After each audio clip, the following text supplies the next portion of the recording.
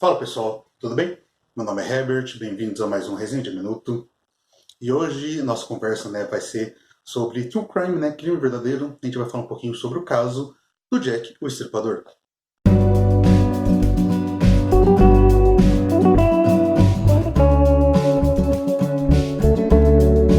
Bom pessoal, como eu disse na introdução, hoje vai falar um pouquinho sobre o caso do Jack, o Estripador. No caso, ele deve ser o serial killer mais famoso da história, porque ele faz parte do imaginário popular. Ganhou várias obras se debruçam em cima do caso dele, livros, filmes, séries, documentários e afins, o que fez com que muitas pessoas conhecessem ele. Mas vamos falar um pouquinho sobre a história, o que aconteceu realmente e por que ele virou esse ser folclórico, por assim dizer. Sendo assim, se você gosta de vídeos sobre literatura, cinema, HQs, mangás, animes, crimes verdadeiros, true crimes, esse tipo de coisa, esse universo de histórias no geral, já se inscreve no canal e deixa o like, porque isso, além de me incentivar a continuar trazendo vídeos sobre essas temáticas, também faz com que o canal vá crescendo aos pouquinhos. Com a ajuda de vocês, o Resenha de Mundo vai se tornando cada vez maior. Bom, sem mais delongas, vamos lá.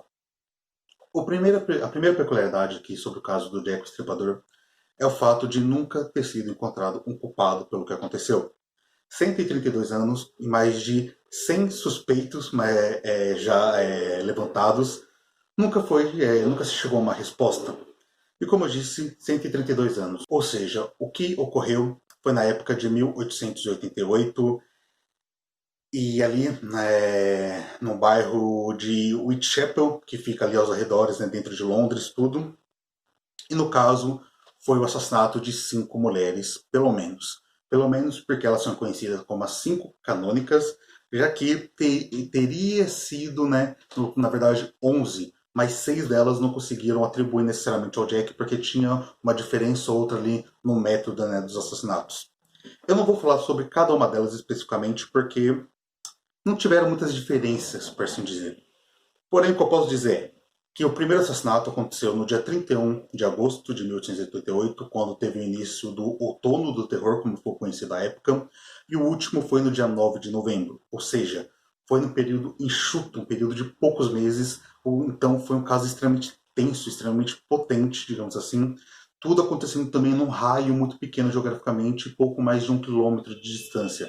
As vítimas eram muito próximas, as vítimas eram, digamos assim, de uma região específica. Mas vamos lá. Vamos primeiro falar sobre os casos, por que eles chocaram a sociedade da época. Os casos do Jack, eles têm algumas coisas que mexem com o imaginário popular, pelo fato de que nenhuma das vítimas tinha marca de autodefesa, ou seja, algum hematoma do tipo que mostrasse que elas se defenderam. Isso aconteceu principalmente porque todas tinham marcas de estrangulamento. Então, provavelmente aqui o assassino estrangulava as vítimas até quase matá-las, deixá-las inconscientes, ou possivelmente até matá-las, para depois fazer o que a gente colocou as mutilações, que é realmente o estripamento delas. E o que chamou atenção nisso? Além do fato dele ter essa técnica para poder deixar as vítimas, digamos assim, indefesas. Além de deixar indefesas no sentido de ajudar com que ele pudesse cometer os crimes dele, o fato de deixá-las inconscientes, seja mortas ou inconscientes, ajudava a ele não deixar pistas, porque todas as autópsias chegaram à conclusão de que as vítimas tiveram as gargantas cortadas da direita para a esquerda quando elas já estavam deitadas no chão de forma consciente, de modo que o sangue iria espirrar para a rua, espirrar para a calçada, ou seja, lá onde elas estivessem deitadas. Nunca iria esguichar para frente de forma que atingisse o assassino. Então ele nunca ficava manchado com o sangue das vítimas. E uma outra coisa que chamou muita atenção dos legistas da época, de quem estava examinando os crimes, era como que ocorria as mutilações, já que os cortes eram limpos, os cortes eram em lugares específicos, que mostrava que aqui o serial killer tinha uma capacidade e um conhecimento sobre anatomia humana muito grande, o que levantou bastante questões. Será que ele era um cirurgião? Será que ele era um médico? Será que ele era pelo menos alguém que tinha uma certa curiosidade com relação à anatomia? Porque não seria possível uma pessoa que só quisesse mutilar alguém fazer o que ele fazia. Ele mutilava, né, por causa do sadismo, mas também porque muitas vezes ele levava consigo troféus. Ou seja, ele levava um órgão interno, ele chegou a levar um rim, onde ele fez um corte pela frente da vítima e não pela lateral, como seria o habitual, o que mostrava toda a técnica dele. Enfim, todas essas questões relacionadas à forma como ele agia mexeu muito com a sociedade. Como eu falei, imagina só, um assassino extremamente técnico, ou seja, que não dá chance para as vítimas reagirem, que não deixa pistas para trás, que tem total consciência do que está fazendo, agindo numa região pequena e num espaço de tempo muito pequeno. Então foi natural que as pessoas cobrassem atitudes, que a mídia caísse em cima, porque foi algo aterrorizante. E aqui passa para a segunda análise, né, o segundo ponto que tem que ser levantado, que é o distrito de Whitechapel, que é onde ele atuava, né, no East End de Londres. O que esse distrito tem de particular? Bom, ele era um local extremamente marginalizado, extremamente suburbano, no sentido de que lá era muito conhecido pela miséria, violência, doença, criminalidade, alcoolismo, enfim, todas essas questões que fazia com que a própria sociedade, no geral, não olhasse para lá. Então, assassinatos e mortes eram comuns, a violência lá era comum. E era comum também a violência e assassinatos relacionados a garotas de programa, que eram as vítimas do Jack. Sendo assim, o que aconteceu ali é que o método que o Jack usou chamou a atenção das vítimas, não necessariamente a violência no local, já que a própria sociedade fechava os olhos para isso. Então, provavelmente o Jack o Estripador não foi nem o primeiro serial killer que talvez tenha agido na área, talvez tenham tido outros antes. Enfim, para mostrar como a sociedade também ajuda a criar os monstros que ela mesma depois cobra. Em relação a isso, a gente tem que dizer que o Jack, né, ele teve ainda a audácia de brincar com a sociedade, com a polícia, com os jornalistas, a partir do momento que ele enviou cartas, né, para os policiais. Algumas teorias dizem que nem todas as cartas foram enviadas por ele, mas que pelo menos uma foi sim. Inclusive foi em uma delas que ele se autodenominou Jack, o Estripador, que foi quando ele ganhou essa alcunha que levou, né, a fama dele para, digamos assim, ao longo da história. E outras cartas dizem que pode ter sido um jornalista, alguém que queria brincar com o assunto que tem escrito. Até mesmo, né, uma vez metade de um rim humano foi enviado, uma das cartas, mas que depois, através de análise, tudo descobriu-se que não era parte de um dos rins das vítimas. Ou pelo menos não era possível definir isso. Enfim, no outono, né, no final do outono de 1888, ali em novembro, teve fim a saga do Jack. Não porque ele foi pego, não porque a polícia chegou perto de prendê-lo, mas porque ele simplesmente parou de agir e a gente ficou sem respostas. A sociedade londrina e a história no geral não sabe quem foi Jack.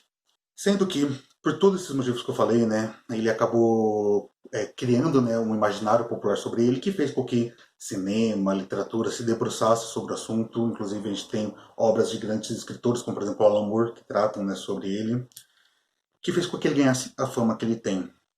No caso, chegaram a ter mais de 100 suspeitos, como eu falei. 3 deles, né, na época foram bastante fortes. A gente teve um advogado que tinha interesse por cirurgia, que foi considerado louco e depois desapareceu logo depois dos assassinatos finais.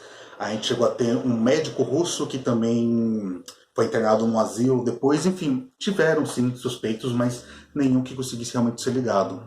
E por que isso? Vamos lá.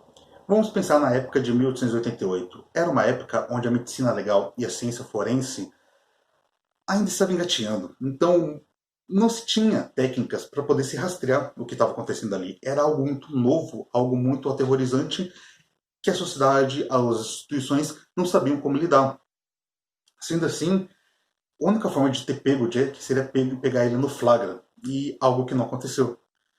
Então, você não tinha, por exemplo, como examinar impressões digitais, porque isso não existia na época, exame de DNA, todo esse tipo de coisa era algo muito novo, as autópsias eram muito precárias, enfim. Muitos fatos e provas da época se perderam por causa dessa precariedade. Então, ao longo da história, o que a gente acabou coletando foi muito mais opiniões, muito mais visões, né, de escritores, de historiadores, do que realmente fatos. Por isso até que se criou uma mitologia muito grande em cima desse caso. Além disso, uma coisa que contribuiu para criar todo esse folclore em cima do Jack o Estripador é o fato de que ele não foi o primeiro serial killer, longe disso, mas ele talvez tenha sido o primeiro a aparecer numa região de grande metrópole, ou seja, ali na região de Londres, o que chamou muita atenção da população, o que claramente deixou ela assustada, porque aquela coisa, quando acontecia no interior, não se dava muita bola. Quando acontecia em um local muito grande, as pessoas começaram, né, a falar mais sobre o assunto. Além do fato de que naquela época a população no geral já estava mais alfabetizada, a imprensa estava ganhando mais força, com o que fez que o clamor público, as mudanças sociais, exigissem respostas, exigissem alguma atitude das instituições, exigissem que aquele cara fosse pego, algo, como a gente viu, não aconteceu. Além de que, politicamente, era uma época que mudanças sociais, reformas estavam acontecendo na sociedade londrina, na sociedade inglesa no geral, que fez também com que todo esse alvoroço tomasse grandes proporções. Enfim, como a gente pode ver aqui, o Jack o Estripador foi um assassino extremamente brutal, extremamente sádico e, digamos assim, infelizmente extremamente técnico, já que ele não deixou provas, ou deixou muitas poucas provas que não puderam ser analisadas na sua totalidade devido à precariedade da medicina legal e da ciência forense da época. E devido a todas essas questões, todos esses mistérios que acabaram sendo criados por causa dessas coisas, o imaginário popular, primeiro ali de Londres, depois passando para a Inglaterra no geral e depois para o mundo como um todo, acabou criando muitas coisas relacionadas a esse caso, o que fez que Jack fosse conhecido mundialmente. 132 anos depois, muitas pessoas sabem que foi Jack Stripador, sabem que ele foi um assassino em série, mesmo que não saiba a época que ele tem atuado, na Londres vitoriana ou algo do tipo, mas tem minimamente um pouquinho do conhecimento de quem foi esse assassino brutal. Então, acho que era isso que eu gostaria de comentar hoje com vocês. Espero que vocês tenham gostado. Se gostaram, por favor, se inscreva aqui no canal, deixa o like, comenta e compartilha, porque isso me ajuda demais, como eu falei. Além disso, na descrição tem os links para o meu Instagram, para o meu Telegram, para a gente trocar uma ideia sempre. E também tem os links para meus livros, que para quem não sabe eu sou escritor. No caso eu escrevi Sunama Fuga, que é uma fantasia distópica publicada pela editora Pendragon. E também Cada Segundo é Valioso, que é um suspense policial publicado de forma independente na Amazon. Se vocês puderem dar uma força para a minha literatura e para a literatura brasileira como um todo, eu fico muito grato. É isso, espero vocês no próximo vídeo. Fiquem bem, até a próxima e tchau, tchau.